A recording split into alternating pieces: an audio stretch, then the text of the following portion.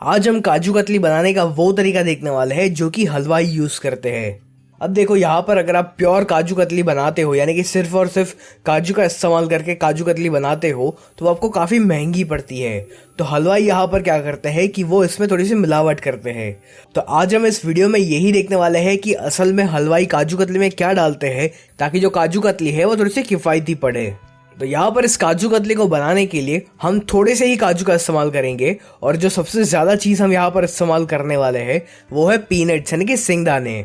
तो यहाँ पर मैंने 1 कप सिंगदाने लिए हुए हैं जिनको हम एक पैन में मीडियम फ्लेम पर लगभग 2 मिनट के लिए सेकेंगे। या फिर आप सिंगदानों को तब तक सेकिए जब तक इसके जो छिलके हैं ना वो निकलने नहीं लगते। इसको आपको बहुत ज़्यादा देर तक भी नहीं सेकना है वरना ये हल्के से जलने लगेंगे और फिर जो आपकी काजू कतली है वो दिखने में उतनी अच्छी नहीं लगेगी। तो यहाँ पर मैंने इन सिंगदानों को मीडियम फ्लेम पर लगभग 2 से 3 मिनट के लिए अच्छे से सेक लिया है और ये देखिए इसका जो छिलका है ना ये ऐसे आसानी से निकल जाना चाहिए।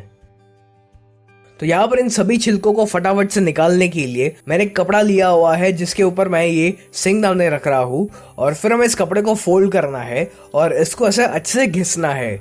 ऐसा करने से ये जो सिंगदाने हैं ना उसके जो छिलके हैं वो बहुत ही आसानी से निकल जाएंगे। चलिए यहाँ पर मैंने सिंगदाने के सारे छिलके निकाल लिए हुए हैं। तो अब हम इनको एक मिक्सर जार में ऐड करेंगे।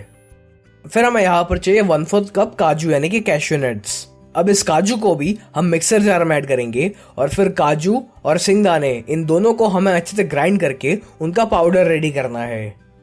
चलिए यहाँ पर ये जो पाउडर है ये बनके रेडी हो चुका है। तो अब हम चाशनी यानी कि शुगर सिरप रेडी करेंगे।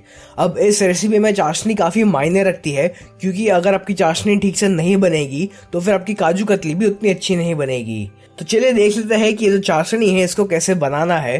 तो पहले यहाँ पर एक कढ़ाई में या फिर एक पैन में आपको लेनी है 1 कप शुगर यानी कि चीनी और फिर हम इसमें ऐड करेंगे आधा कप पानी यानी कि जितनी आप चीनी ले रहे हो उसका आधा आपको पानी लेना है। अब हम इस चीनी को पूरी तरीके से पिघलने देंगे और इस चाशनी को हमें तब तक पकाना है जब तक ये एक तार वाली नहीं बन जाती। थोड़ी थोड़ी देर बाद आप चेक करते रहिएगा कि ये एक तार वाली चाशनी बन चुकी है या नहीं। जैसा कि आप देख रहे हो कि यहाँ पर ये एक तार बन रहा है यानी कि हमारी जो चाशनी है वो बन के रेडी हो चुकी है। तो अब हम यहाँ पर गैस की फ्लेम को एकदम ही स्लो करेंगे और फिर जो पाउडर हमने रेडी किया हुआ था ना वो हम इसमें थोड़ा थोड़ा करके ऐड करते जाएंगे। और जब आप इसमें ये पाउडर ऐड कर रहे हो तब आप इसको लगातार चलाते भी रहिए ताकि इसमें कोई भी गांठें ना पड़ जाए। थोड़ा थोड़ा करके मैंने इसमें सारा का सारा पाउडर मिला लिया है। तो अब हमें इसको लगातार तब तक पकाना है जब तक एकदम ही गाढ़ा नहीं हो जाता। और एक चीज़ का यहाँ पर आपको ध्यान रखना है कि आप इसको लगातार चलाते भी रहिए ताकि ये कहीं पर जल ना जाए।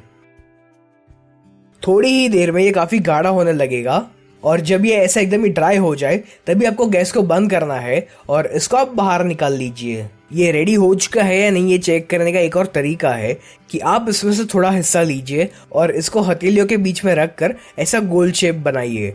और अगर ऐसा गोल शेप आसानी से बन जाता है तो इसका मतलब ये है कि हमारा यहाँ पर काजू कतली बनाने का जो डो है वो बनके रेडी हो चुका है। अब मैं यहाँ पर इस काजू कतली के डो में थोड़ा सा रोज एसेंस मिला रहा हूँ। आप चाहो तो यहाँ पर गुलाब जल या फिर इलायची पाउडर यानी कि कार्डमम पाउडर का भी इस्तेमाल कर सकते हो। चलिए यहाँ पर जो काजू कतली का डो है ये बनके रेडी हो चुका है। तो अब मैंने यहाँ पर एक ऐसी प्लास्टिक शीट ली हुई है जिसके ऊपर मैं ये डो रख रहा हूँ।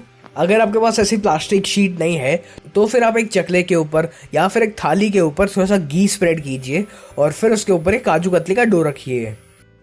अब हमें इसके ऊपर एक और प्लास्टिक शीट रखनी है और फिर हमें इसको बेलना है। इस काजू कतली को आपको कितना मोटा रखना है या कितना पतला रखना है उसके अनुसार आप इसको बेलिएगा। यहाँ पर मैंने इस काजू कतली को इतना मोटा रखा हुआ है। तो अब इसके जो किनारे हैं ना उसको मैं साइड पर निकाल रहा हूँ और अब मैं यहाँ पर इसमें लगा रहा हूँ थोड़ी सी सिल्वर वर्क। यहाँ पर वर्क का इस्तेमाल करना टोटली ऑप्शनल है, आप इसे नहीं डालोगे तो भी चलेगा। यहाँ पर मैं इसके ऊपर वर्क इसीलिए लगा रहा हूँ ताकि ये फोटो में और वीडियो में अच्छी दिख सके। वरना आमतौर पर जब मैं ये काजू कतली घर पर बनाता हूँ तो मैं इसमें सिल्वर वर्क का इस्तेमाल नहीं करता। तो लीजिए यहाँ पर हमारी बहुत ही बढ़िया सी काजू कतली बनकर रेडी हो चुकी है। आप जब इसको खाओगे ना तो आपको पता भी नहीं चलेगा कि आपने इस काजू कतली को सिंगदाने से बनाया हुआ है। तो आप भी एक बार इस रेसिपी को ज़रूर ट्राई करें और मुझे कमेंट्स में लिखकर बताइए कि आपको ये रेसिपी कैसी लगी।